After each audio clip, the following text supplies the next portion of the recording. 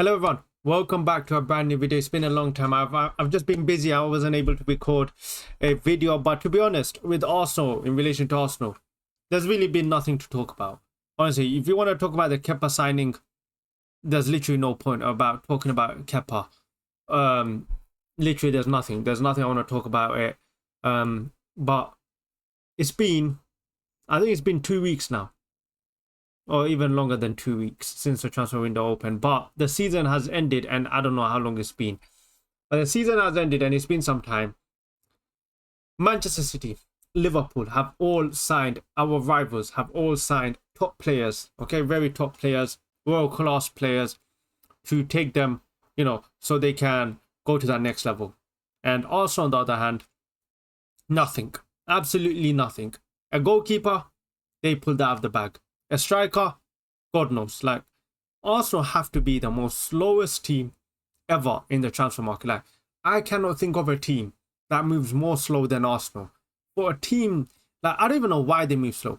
Is it because they're trying to get the right targets or something? Because it clearly can't be because they're trying to find the perfect target. Because if that was the case, and that's the time frame they're working with, no way come deadline day on a January they go and sign, on the summer window they go and sign Raheem Sterling. So I refuse to believe it's because of also trying to prepare and find the right target, because you don't do that if you're so prepared.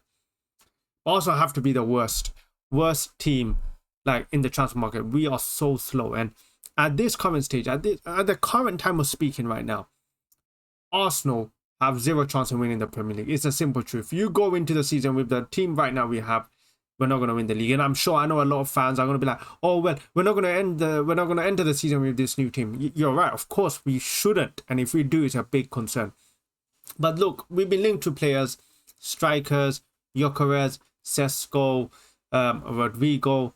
I mean, we've just been interested in these players. We've just admired them. We haven't done anything else. Whilst teams at Liverpool and Manchester City have gotten deals across the line. And I think it's frustrating, man. As an Arsenal fan, it's really frustrating how slow we move in the transfer window, especially because this window arguably is one of probably the most important transfer window in a very, very long time. Because after last season, after it was a poor season. You just have to be honest. It's been a poor season last season, and after that ending, especially, this is the window where you really, invest into the team. Make sure what happened last season doesn't happen again. And you look at our rivals, Manchester City, they've had one bad season and they have completely changed their team.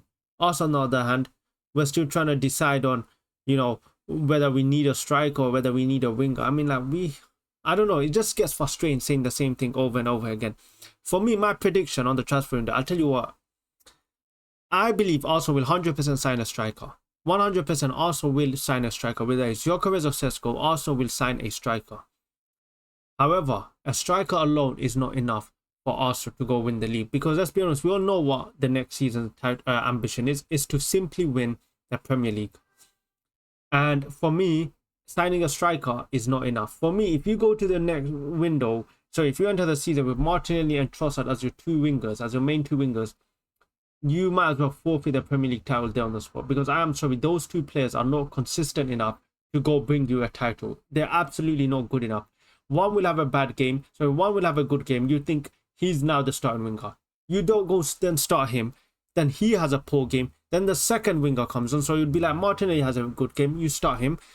You think, you know what, Martinelli has some form. Plays, he drops a stinker performance. Then you realize, you know what, let Trossard come off the bench. Trossard has a decent performance off the bench. So you're like, let me reward Trossard with the start.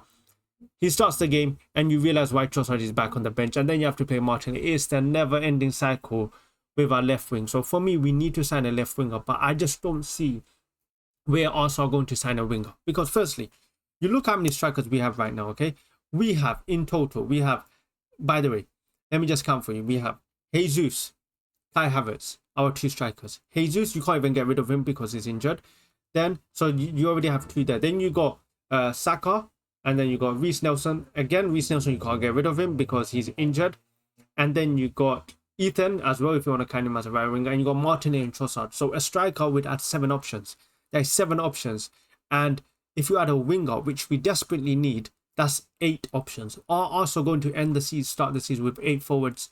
No, that is the simple truth. I highly doubt Arsenal we start the season with 8 forwards unless there's a sale. That is the only way Arsenal can do it. But I'm just frustrated. Like, we're watching our rivals strengthen, and we're here still, fiddling around, admiring players. It's not like the transfer window came out as a surprise. It's not like come June 1st, the transfer window suddenly opened. You knew from the start of the season the transfer window starts on June 1st, and we're just, I don't even know. And a lot of fans might say, you're panicking and whatever it is, but my logic on why Arsenal always, for the last few seasons, we have always started the season short. Always have started the season. Last season we started the season short, 100%, and the season before that we still started the season short because we knew we needed a forward. And for me, our best season, which is the season where we first challenged for the league, came because we entered the preseason with our new signings. We started that season, the preseasons, with our new signings. The players were bedded in, and it resulted onto our league. That's why we came firing for the first few months.